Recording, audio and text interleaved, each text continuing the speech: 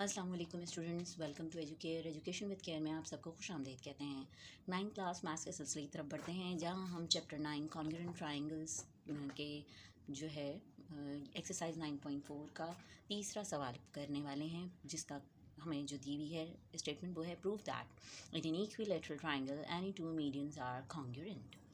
अच्छा जनाब, तो सबसे पहले टर्मिनोलॉजीज़ भी साथ साथ मैं आपको बता दूं कि इसमें जैसे कि हमें प्रूव करना है और जो गिवन है वो है इक्विलेटरल ट्रायंगल। इक्विलेटरल का मतलब है कि वो ट्रायंगल जिसकी तीनों साइड इक्वल इन लेंथ हो, यानी कि बी ए सी और B C equal in length होंगी। तो any two medians are congruent. अब मीडियंस किसे कहते हैं? मीडियन जो है किसी भी ट्रायंगल के 3 साइड हैं तो इसके मीडियंस भी 3 ही होंगे। मीडियंस है क्या? मीडियन वो लाइन सेगमेंट है जो कि ज्वाइन करता है किसी भी वर्टेक्स पे ट्रायंगल के, जो कि उसके मिड पॉइंट ऑपोजिट साइड, ये इसका मिड पॉइंट हो गया, यहाँ से इसको कॉर्नर पे कट कर रहा है और ये ऑपोजिट साइड को बाइसेक्ट कर रहा है दो में। बाइसेक्ट का मतलब है ए क्यू बी के बराबर होगा, इसी तरह ए पी सी के बराबर होगा। और अगर मैंने यहाँ से कुछ किया होता कट और डी आता तो बी डी सी के। तो अब यहाँ क्योंकि गिवन में ही हमें दिया हुआ है 2 मीडियंस, तो हमने यहाँ ड्रॉ भी 2 मीडियंस किए हैं अकॉर्डिंग टू द गिवन। हमने अपनी डायग्राम बना ली। अब हम अपने स्टार्ट करते हैं सोल्यूशन की तरफ। तो जनाब, क्योंकि ये हमें प्रूव करने को कहा है तो हमने प्रूफ की हेडिंग डाली और गिवन की हेडिंग डाली। गिवन हमें क्या बताया गया है? सबसे पहले ये बताया गया है कि जो भी ट्रायंगल आपने पी क्यू आर लिखा है, आप पी क्यू आर नाम लिखिए। नाम इसमें आप नाम के लिए आप इसमें बाउंड नहीं है, ठीक है। तो ट्रायंगल मैंने ए बी सी बनाई है तो ए बी सी ही लिखा है मैंने। Triangle A B C is an equilateral triangle.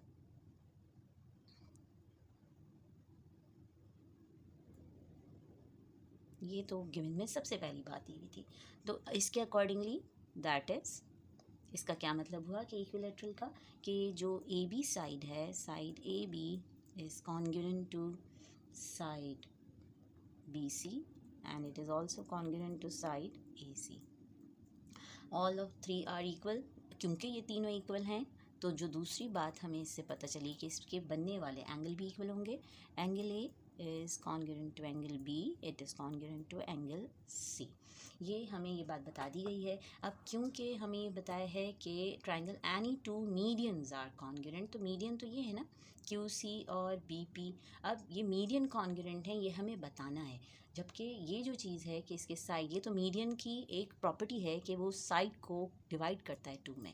तो ये बात भी, तीसरी बात जो हमें इसमें पता है कि इसके जो साइड हैं जो डिवाइड हुए हैं, इसमें ए क्यू कॉन्ग्रुएंट है पी बी क्यू के और ए पी कॉन्ग्रुएंट है सी पी के। अब ये बात इसमें याद रखिएगा कि अगर ट्रायंगल इक्विलैटरल है तो ये इस पे 90 डिग्री बनेगा, ठीक है। लेकिन अगर जो है ये नहीं है इक्विलैटरल, सिर्फ ट्रायंगल दिया हो तो 90 डिग्री नहीं बनना ज़रूरी नहीं है, इसका बीच से 2 में कट होना ज़रूरी है। इस बात को जहन में रख लीजिएगा। अच्छा जनाब, अब इसके बाद हमें प्रूफ क्या करना है? तो जनाब हमने कहा टू प्रूव हमें ये करना है कि एनी 2 मीडियंस आर कॉन्ग्रुएंट। हमने जो मीडियन बनाए हैं वो हमने बनाए बी पी और सी क्यू, तो हम इसी को लिखेंगे कि B P is congruent to C Q. जनाब, अब प्रूफ जैसे कि हम थ्योरम के लिए करते हैं, सब बच्चों को अब तो याद हो गई होगी ये बात कि इसमें हम कितनी लाइनें खींचते हैं। जी हाँ जनाब, इसमें हम 2 लाइनें खींचेंगे, ड्रॉ करेंगे 2 लाइन्स, 2 कॉलम बनाएंगे। एक होगा स्टेटमेंट का और एक होगा रीज़न का।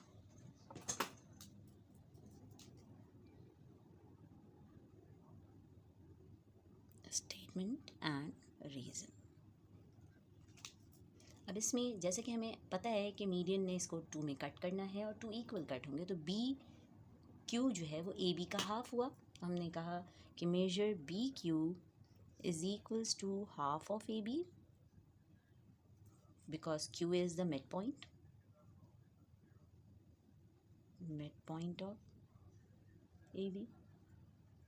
इसके बाद दूसरी चीज़ C P is equals to half of AC. CP is half of AC. Same reason, P is the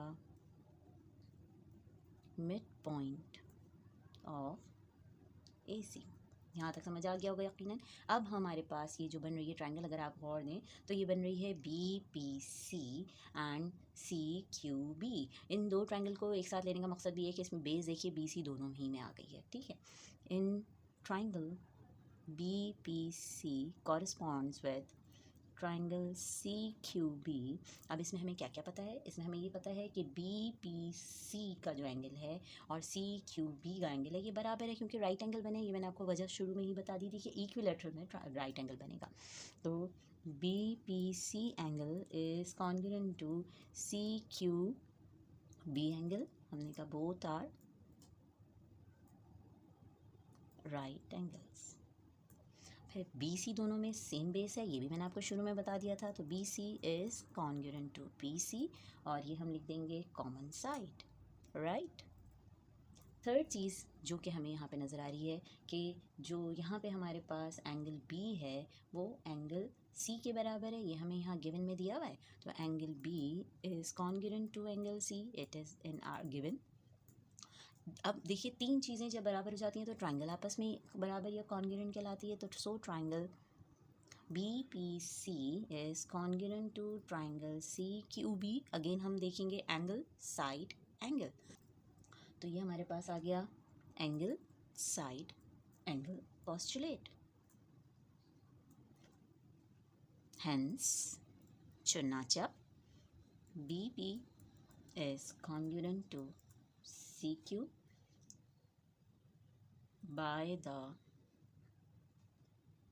congruence of triangles। आप ऐसे भी ट्राइंगल पूरा लिखने की जगह ऐसे भी लिख सकते हैं। तो ये हमारे पास हो गया hence proved। और अगेन आखिर में आ जाएगा QED। अल्हम्दुलिल्लाह।